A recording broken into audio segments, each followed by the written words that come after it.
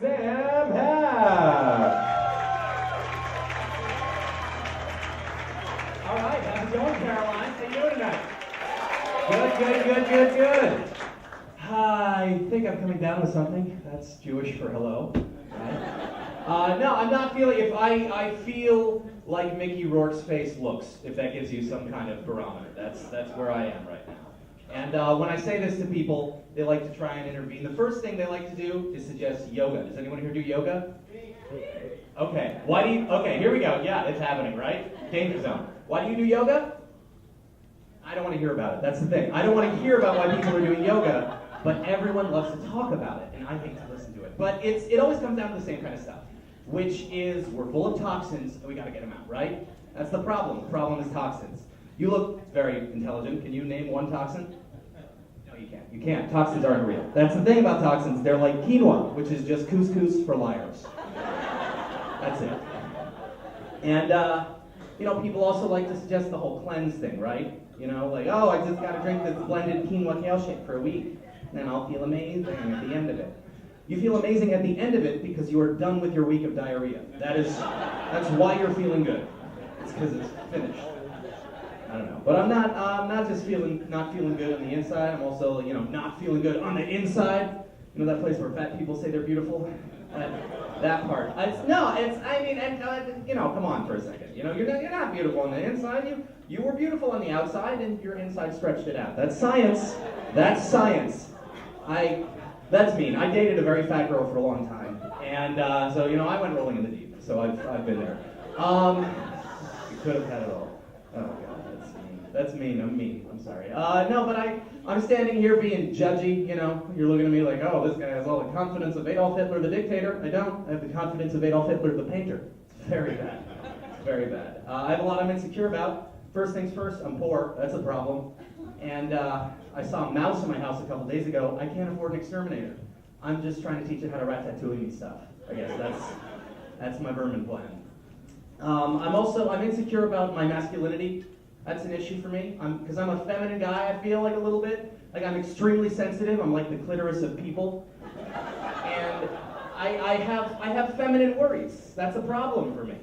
Got my feminine worries. One of them is that I don't think I could be gay, but it's not the masculine, like I could never suck a dick. It's not that. Because as a man, you have dark nights where you look inside yourself and you wonder. You look down and you say, oh, I'll get there one day. So that's not what it is. It's a feminine worry. I have an ugly asshole. That's my feminine pride. It's bad. You're looking at me like, how bad is it? It's not circus bad. You wouldn't pay to see it. You might pay to not see it. I'm hairy and sweaty and it looks like Chewbacca's mouth. So it's bad. And it's a weird worry for a straight man to have. To worry about his unfuckable butt, but I do. And it haunts me. I don't know, because I've been with a girl and the pants come off and you're staring Freddy Krueger in the puss and I don't want to do that to a guy. I feel terrible about it. And, ooh, wow. You guys feel terrible about that too. I'm liking that. That's good. Well, let's switch from butts for a minute. What's the opposite of butts? Popes, right? Some would say. I learned that popes can make their own names. That's a fact. That's popes. They just decide a name when they become pope, and boom, everyone's got to call them that now. But they always pick really dumb shit, It's always like, oh, I'm going to be John Paul. I'm going to be Benedict. Call me Francis forever. Francis is the worst name. You don't know an adult Francis because in grade 2, they changed it to Frank. No adult Francis's. You don't see, say, Pope Robocop the First. You don't see anything cool. You don't see a Pope Obi-Wan Kenobi. There was a Pope Innocent the First. That guy was hiding something, right? You could pick make up a name and make that your no. Innocent? Was there like a papal meeting where he was like, I don't think you can be called Pope never rapes. Innocent? Okay, they'll buy that. That's what happened. I don't know. Got a lot of stuff in the news these days, but I don't watch the news, so I'm going to talk about TV. I've been watching this show called My Strange Addiction. Has anyone seen that? Yeah. They should just call that show fucking white people, right? That's what it is. It's just white folk don't have real problems, so they gotta make shit up. Like, help, I can't stop eating fan. It's not a real problem. That's how white privilege tastes. It tastes like sand. And then September through January, it tastes like pumpkin spice. It's the seasonal taste of white privilege. It is. My sister's mad at me. She's a little pissed off. She got flashed on the subway, and she told me about it, and I laughed in her face. And I wasn't being a dick. It was a really funny flashing, because she was on the subway, and a guy walked up to her in a trench coat and goes, "Surprise!" and pulls his penis out. Right? That's kind of funny, because that's not a surprise. Because if you're wearing a trench coat, the first thing I'm going to assume is that your penis is coming out. I'm sorry, if you are fighting a mental uphill battle with me to prove that you are not a flasher when you are wearing a trench coat, that would have been a surprise. You go, "Surprise! Do you know what time it is? My iPhone died." That would have been more surprising. Here's a good surprise I can get behind. Goes up to her, surprise, opens the trench coat, 3 stacked midgets. That would be my Christmas. My personal Christmas. You guys are looking good? You feeling good? Mm-hmm. Yeah? Excited to be at Caroline's? This is nice. This is nice. I've got a bit of a life lesson for you guys that I went through.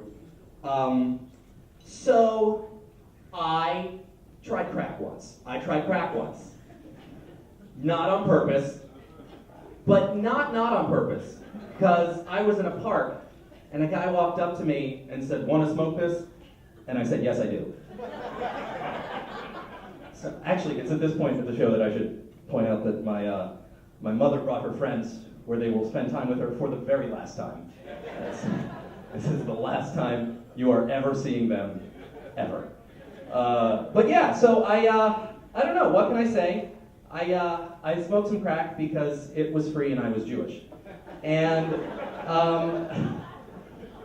sure enough, 6 hours later, I had been on crack all day. And there were strangers in my house, and I was making them soup. And that's all true. And people like to ask me the same dumb question about crack. They like to say, "How was it? How was crack?" Right? That's a very, very dumb question. It was crack. Crack is the best. If I didn't know it was bad for me, I'd probably be on crack right now. I'd be at home, not here, on crack. That's what I'm saying. Because they've got those campaigns like meth, not even once. If you leave here tonight with a lesson, it should be crack. Maybe one time.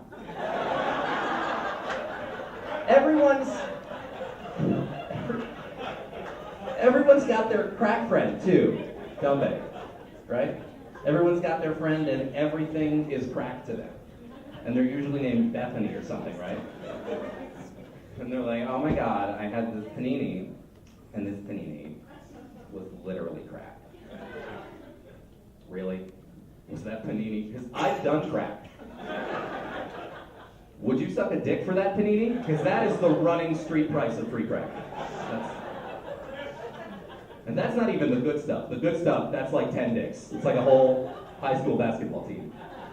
I don't know why I went there first. Got some questions for myself after the show.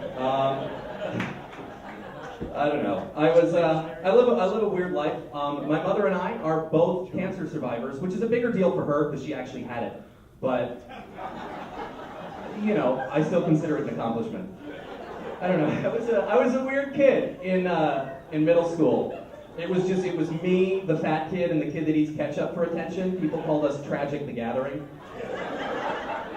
And I was a weird kid with weird thoughts and weird opinions. My mother once asked me, "What do you want to be when you grow up?" And I was like, "Black, I guess." So kids shouldn't have genies, is where I'm going with this. Because a kid doesn't know what to do with a genie, right? Because the first thing a kid's going to wish for, candy, probably, candy. What is the last thing a kid would ever think of wishing for? Insulin. It's just priorities. It's because you ever see that movie, the DuckTales movie? Huh? Huey, Dewey, and Louie, they get a little magic lamp, get a genie. First wish, big old ice cream sundae in the backyard. Oh, spoiler alert, by the way, if you haven't seen the film, at no point in it do they ever wish for their dead mom back. Never happens. It's weird. How are you guys feeling? You guys ready for some more show? Yeah. Okay. Well, your first act for tonight, she hails from LA, so that means she probably looks good naked, so please give it up for Ashley Kirchner.